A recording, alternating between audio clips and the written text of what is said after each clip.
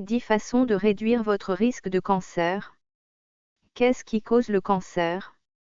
En fait, très peu de cancers n'ont qu'une seule cause connue. La plupart sont causés par un ensemble complexe de nombreux facteurs de risque différents, tels que le vieillissement, le tabagisme ou l'absence de protection solaire. Il arrive aussi que le cancer affecte des personnes qui ne présentent aucun facteur de risque. Heureusement, grâce à la recherche, nous comprenons mieux comment le cancer apparaît et comment le prévenir. Passez à l'action et réduisez votre risque de cancer en ayant une meilleure compréhension des différents facteurs de risque et en apportant quelques changements simples à votre alimentation, aux boissons que vous consommez, à la qualité de l'air que vous respirez et à vos activités au quotidien. Découvrez comment vos habitudes de vie pourraient influencer votre risque de cancer et quelles mesures vous pouvez prendre dans l'immédiat. 1. Vivre sans fumer. La plupart des gens savent que le tabagisme augmente le risque de cancer du poumon, mais il a aussi été associé au cancer de la tête et du cou, de l'œsophage, du foie et du sein, ainsi qu'au cancer colorectal, entre autres. En effet, environ 18% des cas de cancer au Canada sont causés par le tabagisme. Si vous cessiez de fumer dès aujourd'hui, vous pourriez diminuer de moitié votre risque de cancer dans les 10 prochaines années. Nous savons à quel point il peut être difficile d'arrêter de fumer et nous sommes là pour vous aider. Que vous soyez à la recherche de soutien téléphonique, de textos d'encouragement quotidien, de guides d'auto-assistance, d'un programme Alliance Sport et Arrêt Tabagique ou d'une communauté d'entraide, vous pouvez consulter méthodes éprouvées pour vous aider à cesser de fumer. 2. Maintenir un poids santé. Plus de la moitié de tous les hommes et femmes vivant sur le territoire canadien ont un excès de poids, ce qui augmente leur risque de plusieurs types de cancers, y compris les cancers de l'utérus, du pancréas, du sein et du foie. Notre alimentation, les boissons que nous consommons, la fréquence à laquelle nous faisons de l'activité physique, nos gènes, et même l'endroit où nous habitons, peuvent influencer le chiffre qui apparaît sur la balance. Puisqu'il existe une grande variété de types de corps, nous vous encourageons à consulter un professionnel de la santé pour savoir quel est votre poids santé personnel et comment vous pouvez l'atteindre, si ce n'est déjà fait. 3. Avoir une alimentation saine.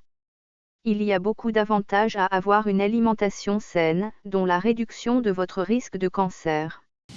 Remplacez les aliments hautement transformés par davantage de légumes, de fruits, de protéines et de grains entiers pour avoir une alimentation saine. Inspirez-vous du guide alimentaire canadien pour adopter de nouvelles habitudes alimentaires saines. 4. Demeurer actif. Faire suffisamment d'activité physique de façon régulière permet de mieux se protéger contre au moins 8 types de cancers, y compris le cancer colorectal, ainsi que les cancers du sein, du poumon et de l'utérus. Que ce soit de vous rendre au travail à vélo, d'aller au gym, d'ajouter 10 minutes à votre promenade avec votre chien, intégrer davantage d'activité physique au quotidien est simple, facile et vous tiendra en forme à long terme. Jetez un coup d'œil à notre liste intitulée « Comment être actif tous les jours sans aller au gym » pour trouver d'autres idées pour bouger chaque jour. 5. Consommer de l'alcool de façon modérée.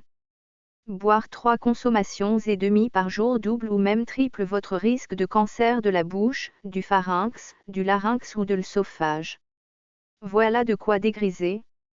En fait, boire n'importe quel type d'alcool en n'importe quelle quantité augmente votre risque de cancer. La bonne nouvelle est que moins vous buvez, plus vous réduisez votre risque. Lors de votre prochaine célébration, optez plutôt pour l'un de nos délicieux cocktails sans alcool.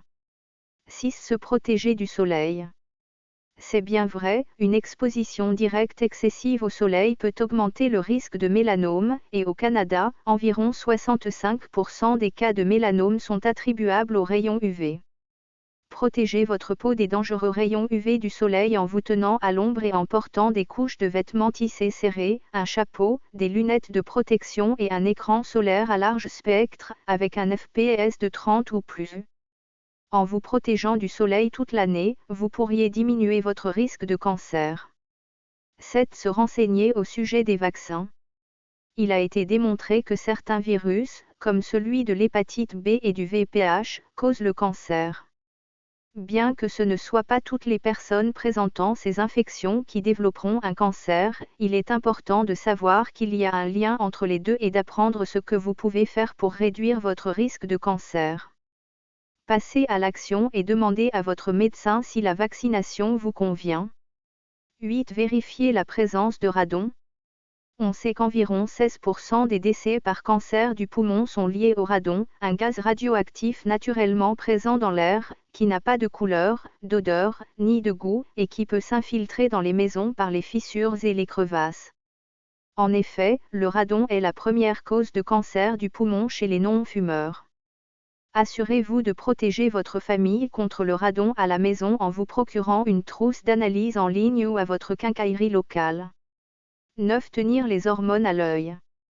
Suivre une hormonothérapie substitutive durant la ménopause ou prendre la pilule contraceptive perturbe volontairement le système endocrinien et modifie les effets de certaines hormones dans notre corps, ce qui augmente le risque de certains cancers et diminue le risque d'autres cancers.